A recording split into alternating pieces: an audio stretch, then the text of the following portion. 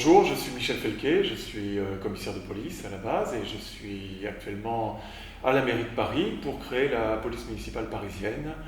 J'ai donc écrit le livre Pour plus de tranquillité dans un espace urbain renouvelé, c'est-à-dire dans une période post-Covid, quelles sont les futures missions d'une police municipale parisienne.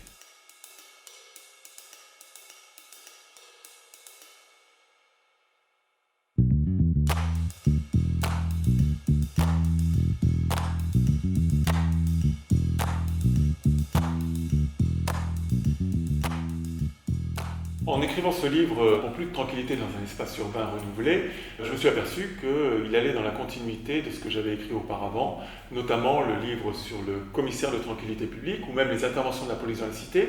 Dans ces deux livres précédents, il s'agissait de voir comment on peut apaiser un espace en acceptant l'action policière, comment, par le livre Le commissaire de tranquillité publique, on pouvait responsabiliser les différents partenaires, les associations, la mairie, le parquet, comment responsabiliser ces partenaires pour faire en sorte que chacun puisse agir dans son domaine et qu'on puisse apaiser, tranquilliser un espace.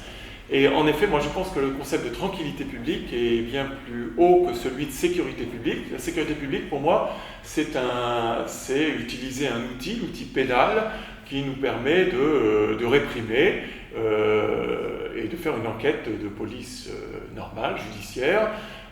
Alors que la tranquillité, on a aussi la possibilité de réprimer, mais là pour une police municipale, il s'agit de verbaliser, donc dans le domaine de la contravention. Mais il y a aussi tout cet aspect de contact, de proximité, qui pour moi est très important pour faire accepter en fait la nécessité d'un ordre sur l'espace public. Je pense que Paris, qui est une ville stressée, qui est une ville pressée, rend la vie, comme on dit, invivable. C'est ce qu'on entend dire. Moi, je pense qu'une police municipale a pour rôle premier de tranquilliser et d'apaiser.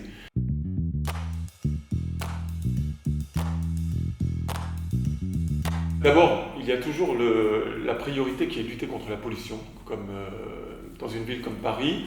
Et deuxièmement, maintenant prendre en compte aussi toute cette distanciation physique qui doit exister entre les personnes.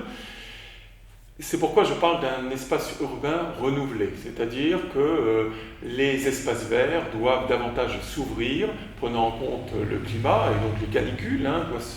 Je pense qu'il faut faire tomber les grilles des espaces verts, il faut faire en sorte que la verdure empiète sur la chaussée. De même, il faut des espaces piétonnisés plus grands.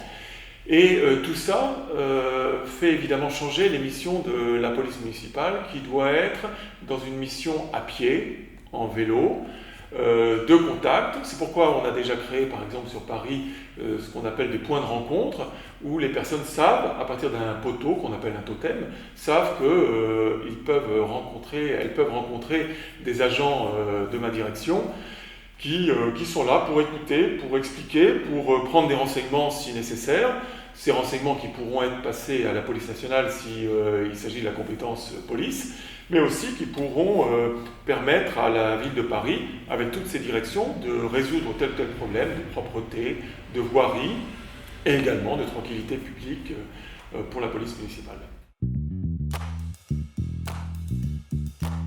Alors, l'avantage de Paris, c'est qu'on a déjà une structure qui existe, c'est la direction de la prévention, de la protection et de la sécurité à Paris, que je dirige pour l'instant, qui devrait donc passer police municipale. Et dans cette direction, il y a à la fois l'aide aux plus vulnérables, avec une unité d'aide aux sans-abri. Il y a des présences fortes sur le territoire dans la médiation, puisqu'il y a tout un corps de médiateurs. Il y a des agents de Point École qui sont là pour faire traverser la rue et qui connaissent les familles, et les familles les connaissent avec les enfants par leur prénom.